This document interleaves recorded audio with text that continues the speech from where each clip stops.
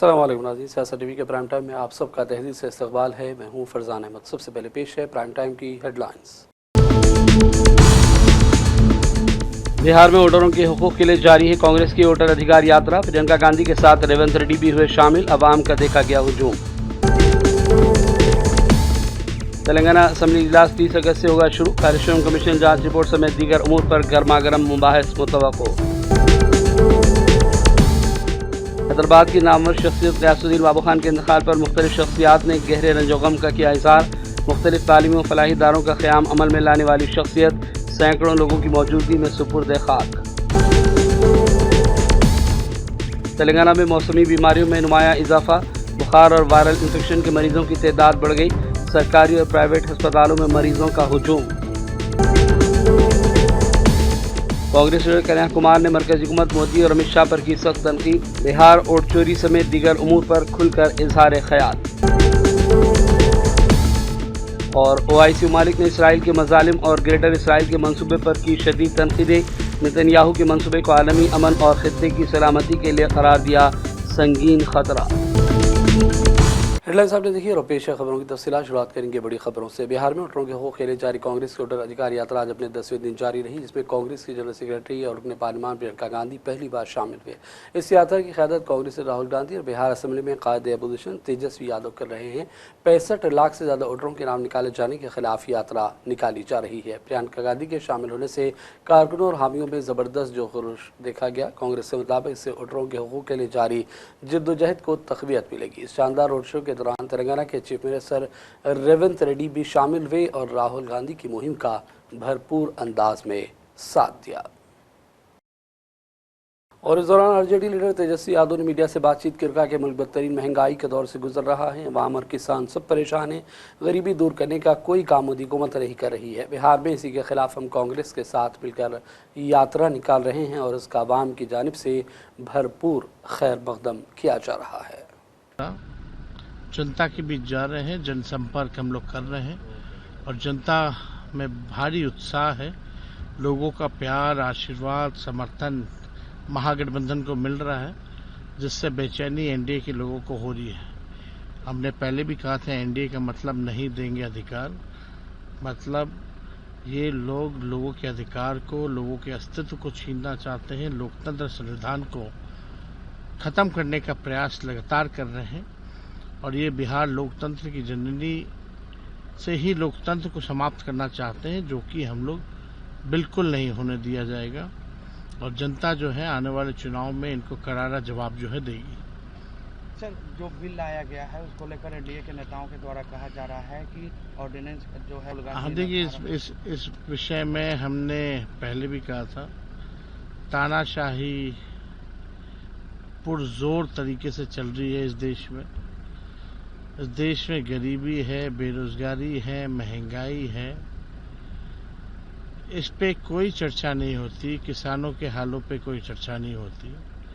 इस तरह का बिल जानबूझ के लोगों को ब्लैकमेल करने के लिए अपने स्वार्थ में जो है लाया गया है और इसका हम लोगों ने पहले भी विरोध किया था।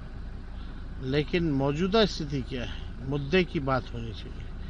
कभी भी बिहार में कारखाने लगें, शुगर मिल चालू हो, लोगों का पलायन बंद हो, गरीबी मिटे, महंगाई कम हो, इस पे ये लोग चर्चा नहीं करते। और हम देश के प्रधानमंत्री जी को भी कहना चाहते हैं कि जब तक बिहार आगे नहीं बढ़ेगा तब तक देश हमारा आगे नहीं बढ़ सकता। अगर बिहार सबसे अंतिम पैदान पे है तो देश आगे बढ़ना बड़ा मुश्किल है। इसलिए विशेष तौर पे इन लोगों ने 11 साल। तेलंगाना असम्बली इजलास 30 अगस्त से शुरू हो जाएगा। इत्तलात के मुताबिक तेलंगाना असम्बली का इजलास 30 अगस्त से शुरू होने के इम्कान हैं, जबकि 29 अगस्त को काबीना के इजलास में एजेंडे को कतई और हतमी शक्ल दी जाएगी। पहले दिन ऐवान में जुबली हिल्स के मरहूम रुकन असम्बली एम गोपीनाथ को खिराज अक़ीदत पेश किया जाएगा। इस दिन डिप्टी स्पीकर का इंतखाब भी मुतवक्किल है। असम्बली इजलास की अहम कार्रवाई में कार्यक्रम कमीशन रिपोर्ट पर तफसीली बहस का भी इम्कान जाहिर किया जा रहा है। कांग्रेस रुकन पार्लियामान किरण कुमार ने कहा कि सुप्रीम कोर्ट में केस जारी रहने के बावजूद बीआरएस के लीडरान मुख्तलिफ बयान दे रहे हैं। केटीआर को सबसे पहले अपनी पार्टी बीआरएस पर तवज्जो देना चाहिए। सुप्रीम कोर्ट की हिदायत की रोशनी में तेलंगाना असम्बली के स्पीकर बीआरएस छोड़कर कांग्रेस में शामिल होने वाले अरकान असम्बली के मामले पर कार्रवाई के जिम्मेदार हैं। केटीआर की राय की कोई ज़रूरत नहीं है और न ही तेलंगाना कांग्रेस पर केटीआर के इल्ज़ामात लगाने से कुछ फ़र्क पड़ेगा।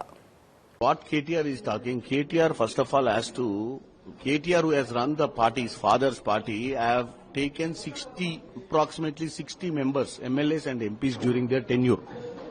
They haven't bothered to do any elections, rather they have used the law, they have used their own sources to make the system happen like that without going for elections. Now they are trying to find a way out, blaming Congress. But already Supreme Court has given a interim order that it has to be, the Speaker of the House has to take an appropriate decision. So it is pending with the Speaker. So now we are not going to respond on that. Congress party ने 2 लाख रोजगार देने का वादा किया, दीगर कई वादे भी किए गए, लेकिन कांग्रेस तेलंगाना हुकूमत इसको पूरा नहीं कर सकी।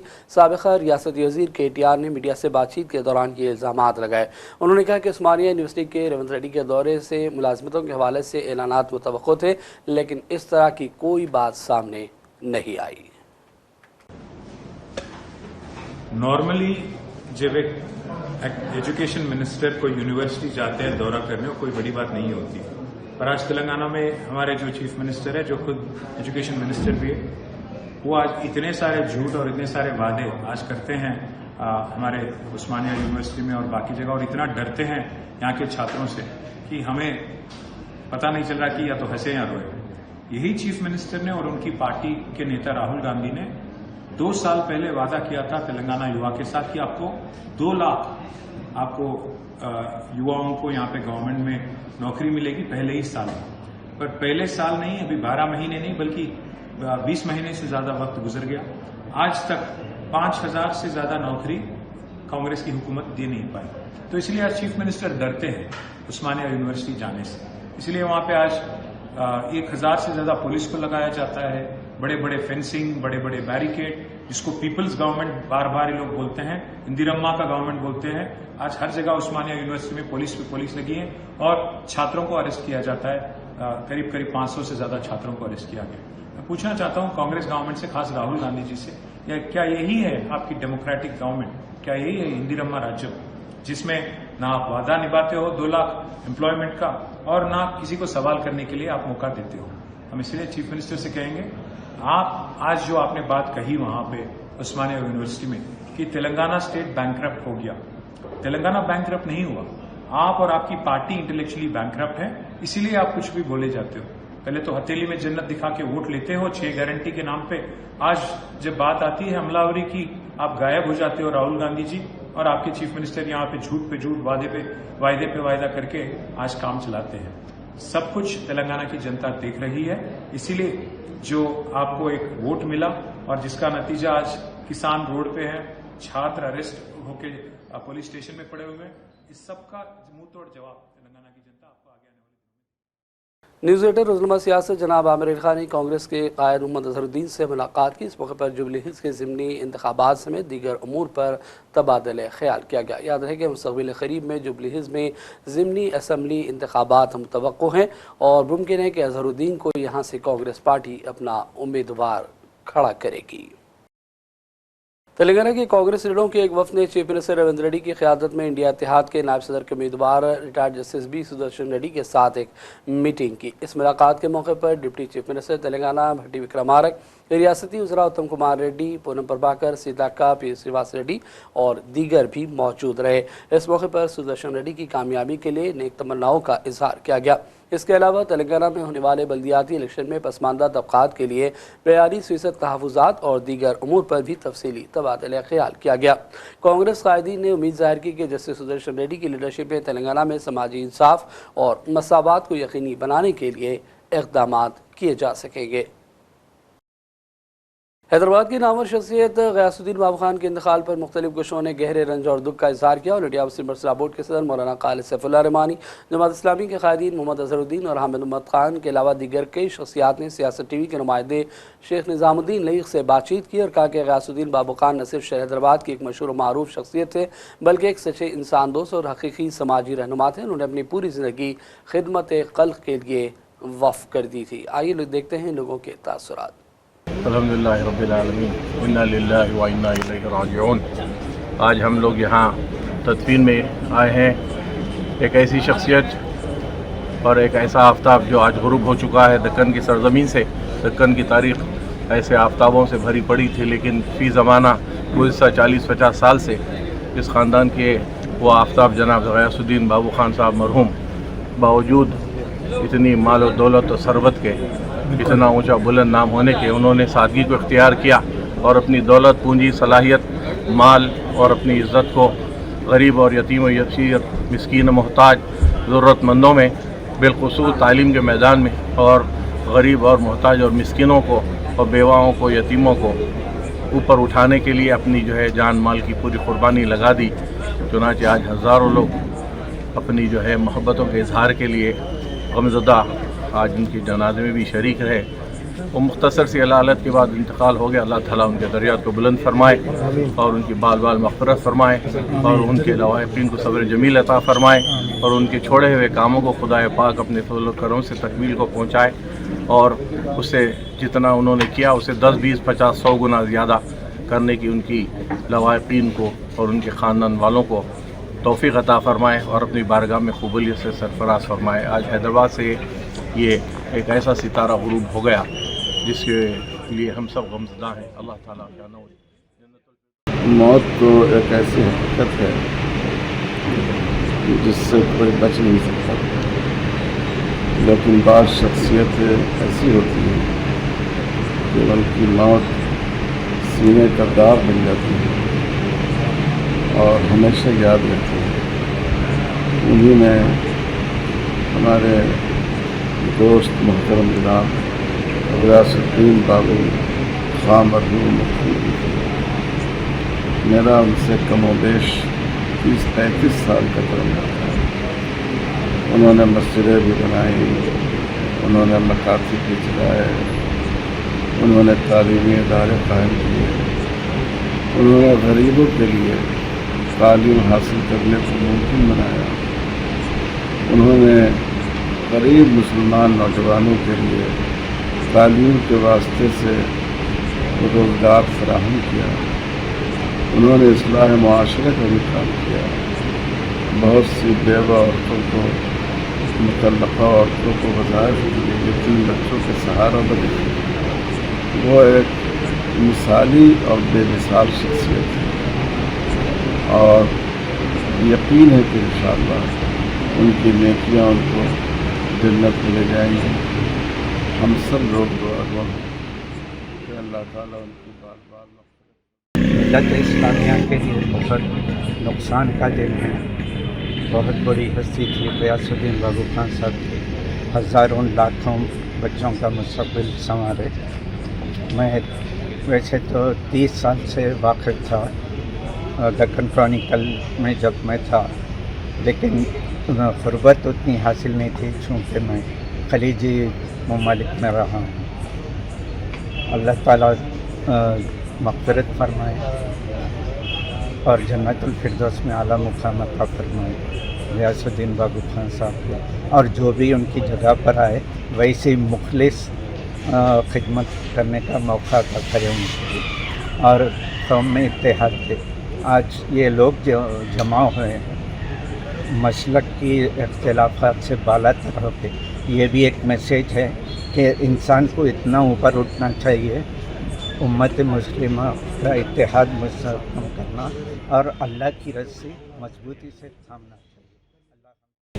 गरीब यतीम तलबा और तालिबात को उनकी फीस की फराहमी, उनकी ज़रूरतों की तकमील में बहुत अहम रोल है। इसके अलावा बेवा ख़वातीन की भी जुदाई को हक़ इम्कान अदा करने की कोशिश की।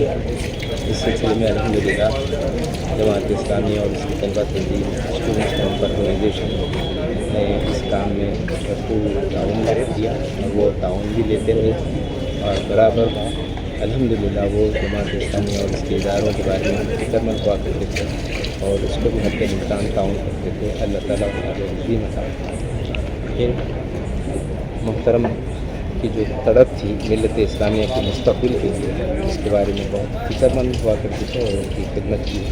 इस मौके पर हम मोहतरम के हक़ में अल्लाह ताला से दुआ करते हैं कि बारी ताला मक़बूल फरमाए, उनके कंट्रीब्यूशन को कबूल करें और उन्हें कल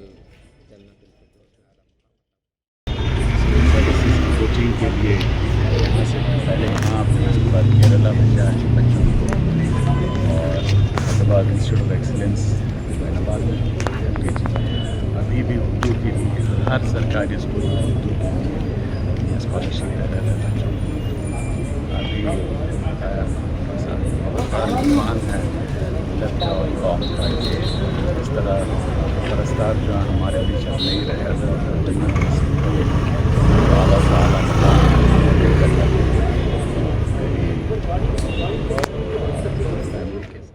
और जब 90 का फसाद हुआ था, 1990 का हैदराबाद का सबसे बड़ा फसाद था, जो खिदमत खल्क़ का काम उन्होंने अंजाम दिया, किट्स बनाना और किट्स तकसीम करने का कॉन्सेप्ट उन्होंने अपने घर से दिया था। वो एक तड़पता हुआ दिल अपने सीने में रखते थे, हमेशा मिल्लत की अपलिफ्टमेंट के लिए, उसकी तालीम के लिए वो सरगर्दा रहते थे। इतने लड़के हैं और इस वक्त बड़ी शख्सियतें हैं जो उनके स्कॉलरशिप से और उनकी इमदाद से और उनके एंकरेजमेंट से आगे बढ़े हैं। एक लंबी फहरिस्त है। ज़ाहिर है कि आपकी छोटी सी बाइट में उन तमाम चीज़ों का अहाता नहीं किया जा सकता। वो और मैं दोनों मिलकर तदरीबुल आइम्मा का प्रोग्राम हमने खम्मम में रखा था, यानी देहात में रहने वाले बच्चों को लाकर उनको इमामत की तरबियत दी गई और उनको स्टाइफंड दिया गया था और सैकड़ों देहातों के अंदर वो बच्चे अल्हम्दुलिल्लाह आज काम कर रहे हैं। और इस तरह का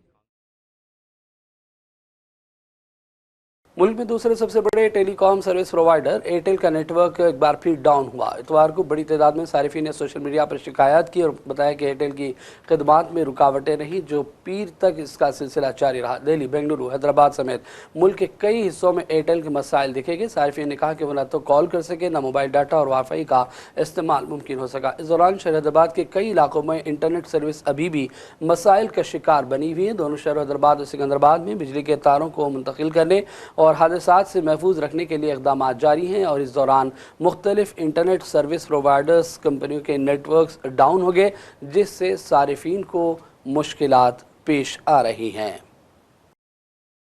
तेलंगाना में बारिश के बाद से मौसमी बीमारियों में इजाफा हुआ। बुखार और वायरल इन्फेक्शन के केसेस और मरीजों की तादाद में अचानक इजाफे ने अवाम को फिक्र मुब्तला कर दिया है। खासतौर पर हैदराबाद के फीवर हॉस्पिटल में आने वाले मरीजों की तादाद बढ़ गई है। माहिरीन ने सेहत ने अवाम को मशवरा दिया कि वह साफ़ सुथरा पानी इस्तेमाल करें, किसी भी किस्म के बुखार या वायरल की सूरत में फ़ौरन डॉक्टर से रुजू करें। पेश है सियासत टीवी की ये रिपोर्ट। तेलंगाना में हालिया दिनों होने वाली शदीद बारिश के बाद से मौसमी बीमारियों में नुमाया इजाफा हो गया है। बुखार, गैस्ट्रो वायरल इन्फेक्शन के मरीजों की तादाद बढ़ गई है और इस अचानक इजाफे ने आवाम को फिक्र में मुब्तला कर दिया। ख़ासतौर पर हैदराबाद के फीवर हॉस्पिटल में आने वाले मरीजों की तादाद में नुमाया इजाफा दर्ज हुआ है।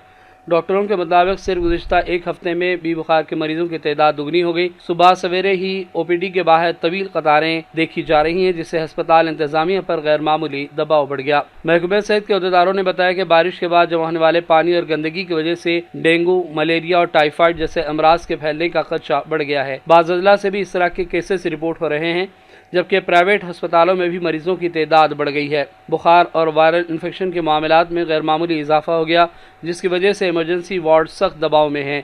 डेंगू, मलेरिया और टाइफाइड के टेस्ट की मांग में अचानक इजाफा हुआ और बाज़ लेबॉरेटरियों में रिपोर्ट मिलने में ताख़ीर हो रही है, जबकि इलाज और टेस्ट की बढ़ती हुई फ़ीस मरीजों के मुतालिकीन के लिए बोझ बन गई। डॉक्टरों और दीगर स्टाफ पर भी दबाव बढ़ गया, और ओवरटाइम ड्यूटी मामूल बन गई है। निजी अस्पतालों में आईसीयू और वेंटिलेटर्स की कमी महसूस की जा रही है। बच्चे बुखार में ज़्यादा मुब्तला हो रहे हैं, जिससे वालिदैन सख्त परेशान हैं। कई अस्पतालों ने सूरत हाल पर काबू पाने के लिए खुसूसी फीवर क्लिनिक्स कायम किए ताकि आम मरीजों को दीगर मरीजों से अलहदा रखा जा सके। माहिरीन सेहत ने आवाम को मशवरा दिया है कि वो साफ़ सुथरा पानी इस्तेमाल करें, घरों के आसपास जमाशुदा पानी को निकालें, मच्छरों से बचने के लिए तमाम तर इक़दाम करें और किसी भी किस्म के बुखार या इन्फेक्शन की सूरत में फ़ौरन डॉक्टर से रुजू करें। दूसरी जानिब बल्दिया और मुकामी इदारों को भी हिदायत दी गई है कि वो मुतासरा इलाकों में सफाई और क्लोरीनेशन के इक़दाम को तेज़ तर करें ताकि बीमारियों के फैलाव को रोकने में मदद मिल सके। सियासत TV Hyderabad.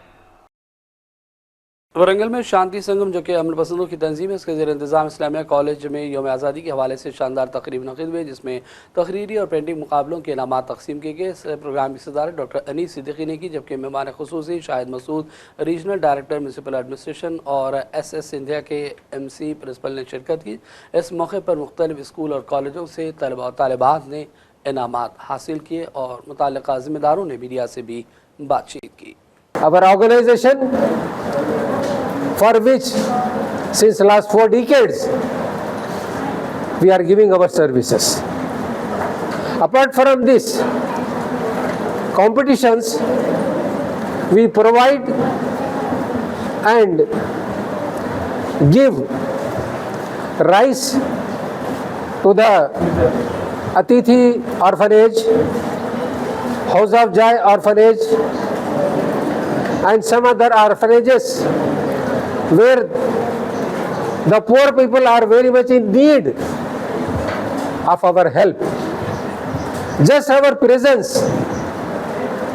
change the situation, and many a times with Mr. Lazarus and Mr. Suri and all our members, we visit. आज सुबह मेहदीपट्टनम हैदराबाद में तेलंगाना RTC की एक बस में आग लगी। खुशकिस्मती से तमाम 40 मुसाफिर महफूज रहे और किसी के ज़ख्मी या जानी नुकसान की कोई इत्तला नहीं मिली। फायर ब्रिगेड ने इस पर काबू पा लिया। इस मौके पर काफ़ी देर के लिए मेहदीपट्टनम इलाके में ट्रैफिक जाम रही और लोगों को आमदोरफ्त में शदीद तरीन मुश्किलात का सामना करना पड़ा। शहर हैदराबाद के बंडलागुड़ा इलाके में 24 अगस्त को पेश हादसे के हवाले से पुलिस हुकाम ने आज प्रेस कॉन्फ्रेंस की। 2 साथी जो कि 2 व्हीलर पर जा रहे थे, पुलिस के मुताबिक इस दौरान फॉर्चूनर गाड़ी और 2 व्हीलर की टक्कर हुई और बाद में बहस मुबाहिसा हुआ और बाद हाथापाई तक जा पहुंची। पुलिस ने इस केस के सिलसिले में 2 अफराद को गिरफ्तार भी कर लिया है। आइए देखते हैं पुलिस अफसर का ये बयान। 7 बजे को एक कंप्लेंट आया। वो कंप्लेंट का नाम सैयद आबिद है। इन्हों जहांगीराबाद में रहता है। इन्हों और इनका दोस्त यूसुफ दोनों वेल्डिंग का काम करते। इसका दोस्त को यूसुफ को आंख में थोड़ा प्रॉब्लम आई तो वो चेक करने के लिए ये दोनों गाड़ी पे 2 व्हीलर में जा रहे। वो सवेरा वाटर के सामने यू टर्न में लेने के टाइम पे एक गाड़ी फॉर्चूनर TS08 FR 0567 ये गाड़ी चंद्रायनगुट्टा से ये आरांगम तरफ जा रहे। इन्हों गाड़ी और रैश एंड नेग्लिजेंट में चला के ये गाड़ी को 2 व्हीलर को टक्कर करे। वो टाइम पे ये गाड़ी पे सैयद आबिद और उनका दोस्त गिर गए। उन्होंने आबिद उनको पूछा, अरे देख के चलाना गाड़ी, ब्रेक मार सकते ना, क्यों ऐसा चलाए बोले तो दोनों को बीच में थोड़ा वो एक्सीडेंट झगड़ा हुआ। वो बात चलाए। बाद में इन्होंने यू टर्न दी के जा रहे। इसके पीछे ये गाड़ी वो जाकी बोल के उन्होंने चला रहे। उन्होंने इनका पीछे जाके वो मेरे को क्यों गाली दे रहे बोल के, तुम भी देख के चलाना, तुम्हारा मेरा बड़ा गाड़ी है ना, तुम्हारा छोटा गाड़ी है ना, तुम भी देख के चलाना बोल के उनको रोक के झगड़ा में इन्होंने गाड़ी पे दिखे उनको आबिद को मार रहे। वो टाइम पे इनका पीछे इनका कज़िन ब्रदर्स अब्दुल सफ़ी और अब्दुल फसी इन्हों दोनों वो गाड़ी पे आ रहे। वो क्रिकेट खेल के वो टाइम पे इनको मेरा भाई की कोई दूसरा आदमी मारे बोल के उन्होंने वो प्लास्टिक फाइबर बैट है, वो फाइबर बैट लेके आके इनको मारे।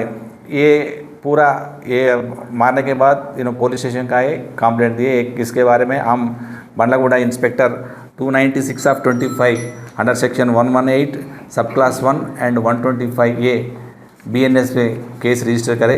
इन्वेस्टिगेशन करने के बाद उसको 3 आदमी के आइडेंटिफाई करे। वो गाड़ी चलाए MH जाकी उनका कज़िन ब्रदर्स अब्दुल सफ़ी और अब्दुल फसी, इन तीनों को पकड़े, उसको अरेस्ट करे। इसमें क्या हुआ, पूरा वीडियो वायरल हुआ, क्या है, तीन आदमी मिलके। और बात करेंगे मौसम के हवाले से। तेलंगाना में आज से जुमे तक बारिश की पेशकशी की गई है। तेलंगाना के मुख्तलिफ अजला में मानसून बारिश का सिलसिला जारी है। महकमा मौसमियात हैदराबाद ने 29 अगस्त तक येलो अलर्ट जारी किया। गुज़िश्ता चंद दिनों से जारी शदीद बारिशों के वक्फे के बाद आज एक मरतबा फिर बारिश का आगाज़ हुआ।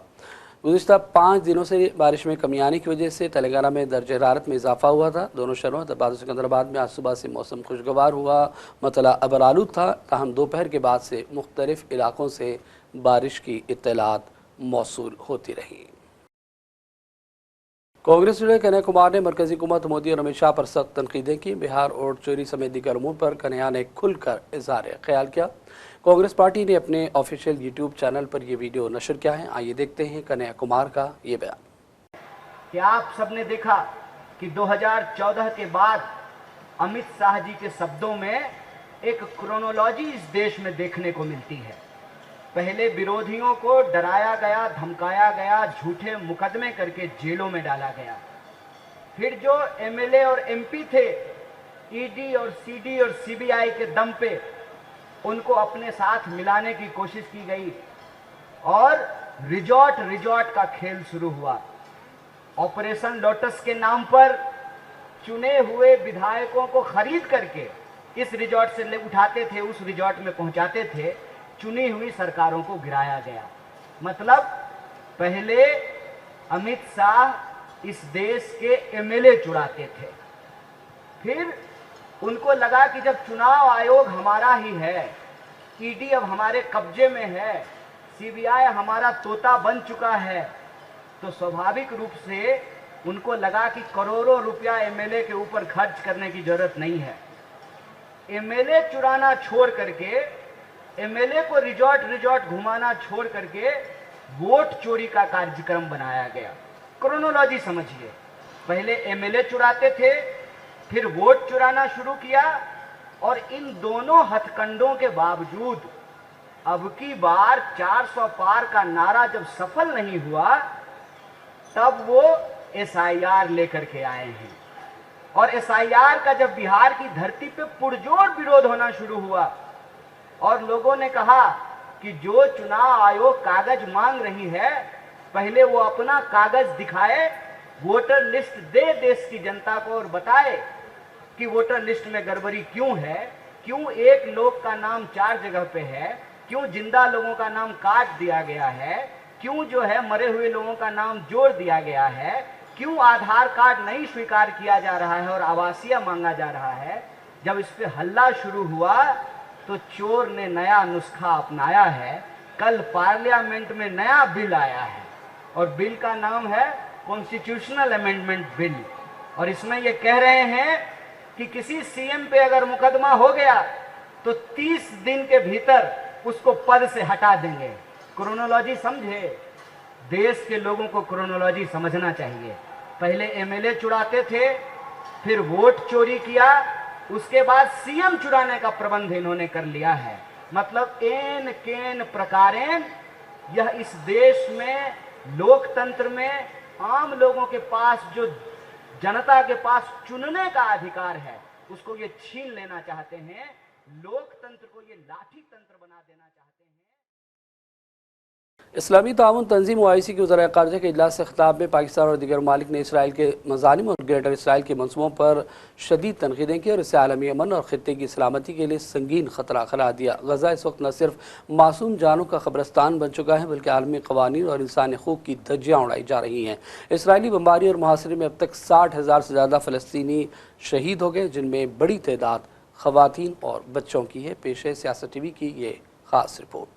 ओआईसी इजलास में पाकिस्तान ने इसराइली वज़ीर-ए-आज़म की जानिब से ग्रेटर इसराइल के इशारे और नामनहद काबीना की जानिब से गजा पर मुकम्मल फौजी कंट्रोल के मनसूबे को नाकाबिल कबूल इश्तिआल अंगेज़ी करार दिया। फौरी इक़दाम का मुतालबा किया गया है, जिनमें गजा और मक़बूजा फ़लस्तीनी इलाकों में फौरी और मुस्तकिल जंगबंदी की जाए, इंसानी हमदर्दी की इमदाद तक बिला रोक टोक रसाई हो, फ़लस्तीनी पनाहगज़ीनों के लिए UNRWA की तायीद, जबरी बेदखली और गैरकानूनी आबादकारी का खात्मा किया जाए, गजा की तामीर नौ के मनसूबे पर अमल हो, 2 रियासती हल के लिए संजीदा सियासी अमल शुरू किया जाए।